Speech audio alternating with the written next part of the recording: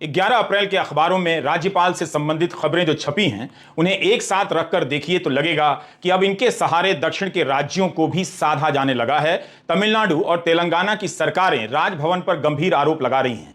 Supreme court के सामने तेलंगाना के राज्यपाल और दिल्ली के उपराज्यपाल से जुड़े मामले पहुंच गए हैं। दिल्ली, तमिलनाडु, तेलंगाना और बिहार से आने वाली खबरों को देखकर लगता है कि संघवाद केवल भाषण देने के लिए रह गया है। मोदी सरकार ने राज्यपालों को नए सिरे से सक्रिय कर दिया है।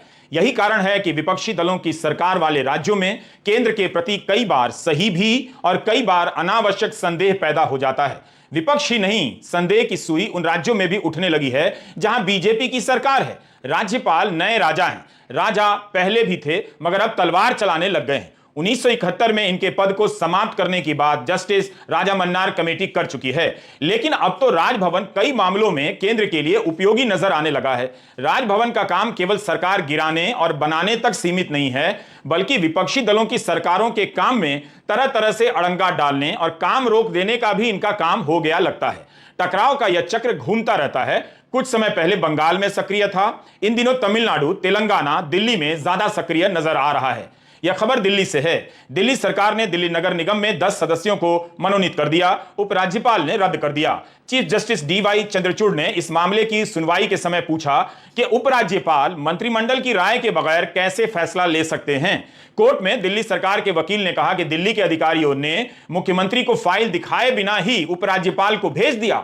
हर बार हमें कोर्ट आना पड़ता है। 10 दिनों के भीतर दिल्ली के उपराज्यपाल की तरफ से एडिशनल सॉलिसिटर जनरल को जवाब देने के लिए कहा गया है। दिल्ली के बाद अब आइए तमिलनाडु। मुख्यमंत्री एमके स्टालिन ने विधानसभा में राज्यपाल के खिलाफ एक प्रस्ताव पेश किया और सदन में पास भी हुआ। इसमें प्रधानमंत्री और राष्ट्रपति से आग्रह किया गया है कि तमिलनाडु के राज्यपाल एनके रवि को उचित निर्देश दिया जाए ताकि वे विधानसभा द्वारा पास किए गए विधेयकों को एक खास समय के भीतर मंजूरी दे दें, समय पर काम करें। इसके लिए विधानसभा में प्रस्ताव पास हो रहा है कि बिलों को लटका कर ना रखें।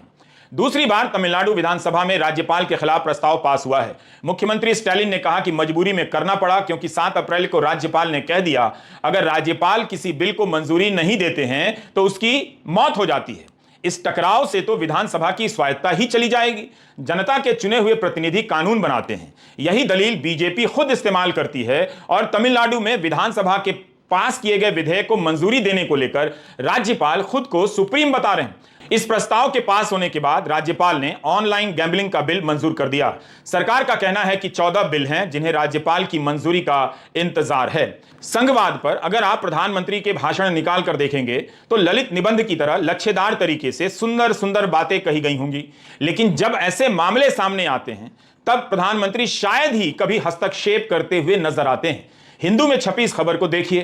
तेलंगाना सरकार का आरोप है कि राज्यपाल के पास 10 ऐसे विधेयक पड़े हैं जिन्हें 7 महीने से ज्यादा समय हो गए हैं। तेलंगाना सरकार इसे लेकर मार्च के महीने में सुप्रीम कोर्ट चली गई कि राज्यपाल मंजूरी नहीं दे रही हैं। 24 अप्रैल को सुनवाई होनी थी, मगर इस खबर के अनुसार सुनवाई से पहले ही राज्यपाल तमिलसाई सौंदरराजन ने 3 बिलों को मंजूरी दे दी है। 2 को राष्ट्रपति के पास भेजा गया है और 3 पर विमर्श चल रहा है। अन्य 2 पर सरकार से और जानकारी मांगी गई है। द हिंदू में सरकार के सूत्रों की तरफ से छपा है कि राज्यपाल ने उन 2 बिलों को मंजूरी अभी नहीं दी है जो उनके हिसाब से महत्वपूर्ण हैं। इन्हें ही राष्ट्रपति के पास भेज दिया गया है।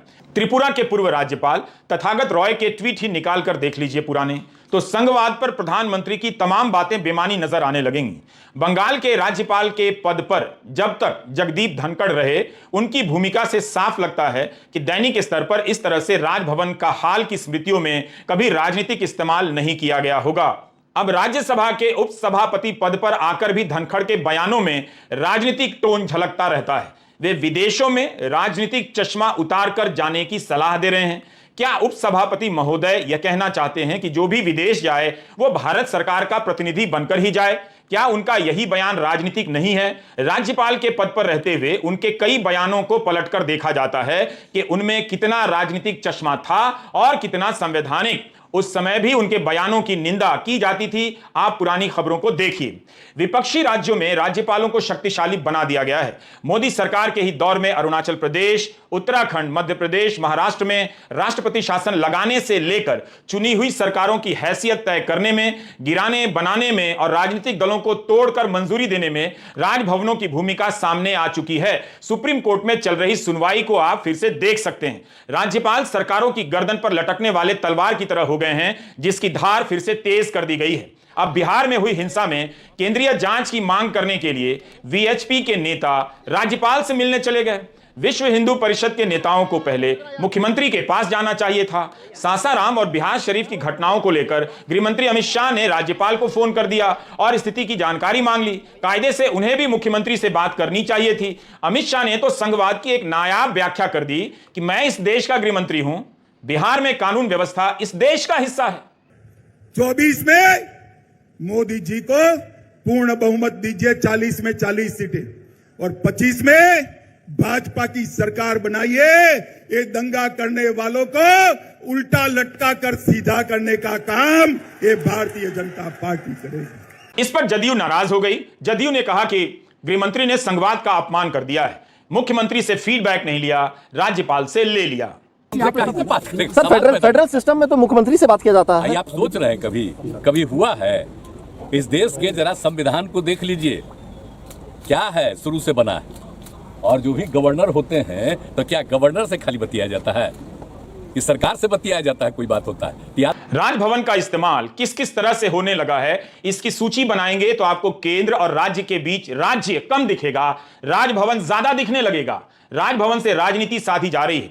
आप भूल गए होंगे, मोदी सरकार ने उत्तराखंड और अरुणाचल प्रदेश में अवैध रूप से राष्ट्रपति शासन लगा दिया था। बाद में कोर्ट ने राष्ट्रपति शासन लगाने का फैसला पलट दिया। इसके बाद भी संघवाद पर प्रधानमंत्री मोदी का भाषण अच्छा ही होता होगा।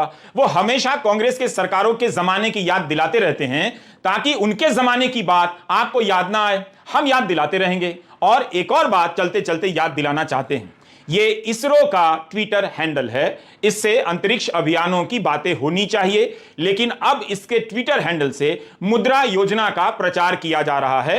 कुछ दिनों में क्या हम ये भी देखने वाले हैं कि इसरो के वैज्ञानिक रॉकेट पे मोदी सरकार की योजनाओं को भी लिखवा देंगे ताकि अंतरिक्ष में भी प्रचार होता रहे। नमस्कार।